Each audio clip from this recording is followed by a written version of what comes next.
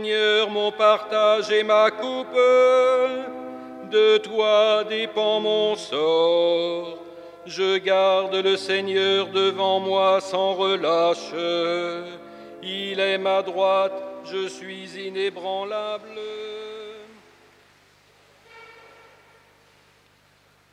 Nous célébrons aujourd'hui la messe du 33e dimanche du temps ordinaire de l'année B. Cela signifie que nous avançons vers la fin de l'année liturgique. Et l'Église nous invite à tourner nos regards vers la fin des temps. Le passage de l'Évangile de Saint Marc nous situe au terme du ministère public de Jésus.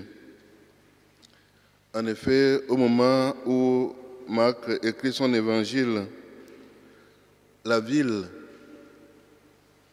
de Jérusalem et le temple viennent d'être détruits par les Romains. Et pour le peuple juif, c'est la fin d'un monde. Le ciel leur est tombé sur la tête. Et l'évangéliste fait écho à cette situation et aux problèmes de son temps.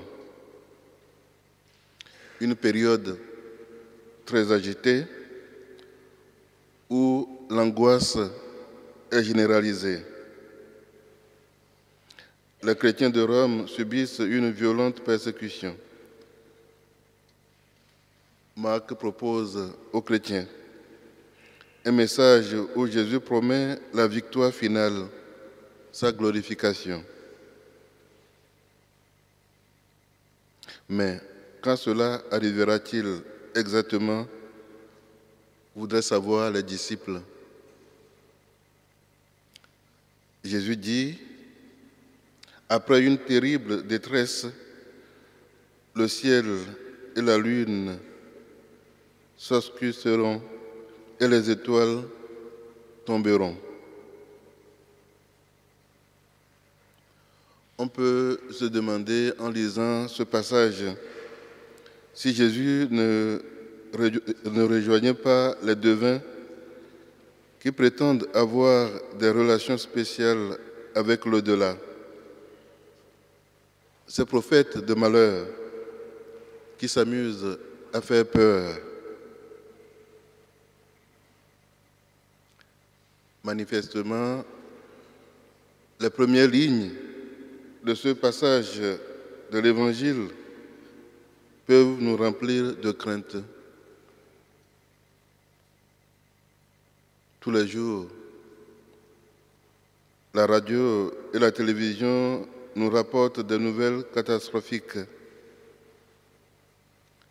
La montée du chômage et de la précarité, le réchauffement climatique,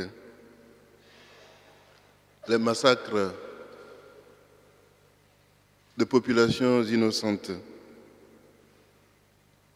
les guerres, le dépôt de bilan de grandes entreprises qui augmentent le chômage, la mort brutale d'un proche.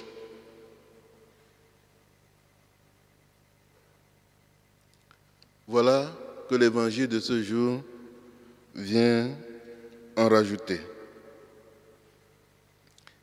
Il nous annonce une terrible détresse, un ciel obscurci, une lune sans éclat, des destructions, des bouleversements de toutes sortes. Quoi de plus tentant que de confier son sort à toutes sortes de gourous, de se tourner vers des féticheurs, ceux qui prédisent l'avenir, ceux qui croient nous protéger contre les mauvais sorts. Et des sectes en profitent pour nous annoncer la fin du monde et nous prescrire la conversion sans tarder. Chers frères et sœurs, on n'a pas à prendre cet évangile pour une description de la fin des temps. Et Jésus contredit les prophéties alarmistes de son temps par la dernière phrase de l'Évangile. Quant au jour et à l'heure, nul ne le connaît. Cela coupe court aux supplications parce que nous n'avons pas à aller prier des féticheurs, des devins pour notre salut. Nous avons à nous tourner résolument vers le Dieu qui a envoyé son Fils pour nous sauver et qui donne la paix du cœur.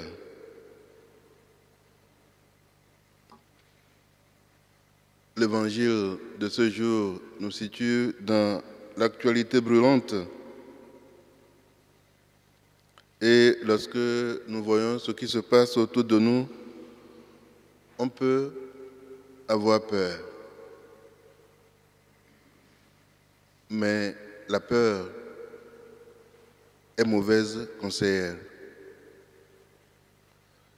Dans chaque événement, trouvons le signe de la présence de Dieu et essayons avec lucidité de lire le message qui nous est adressé. Face à la violence, il ne peut avoir qu'un seul message, un message de paix.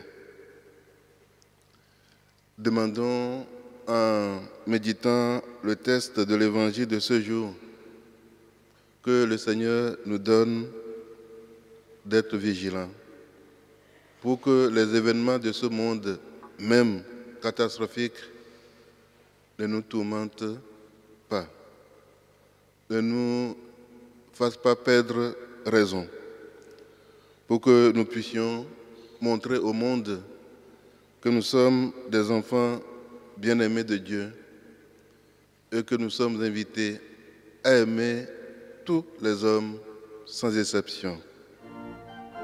Amen.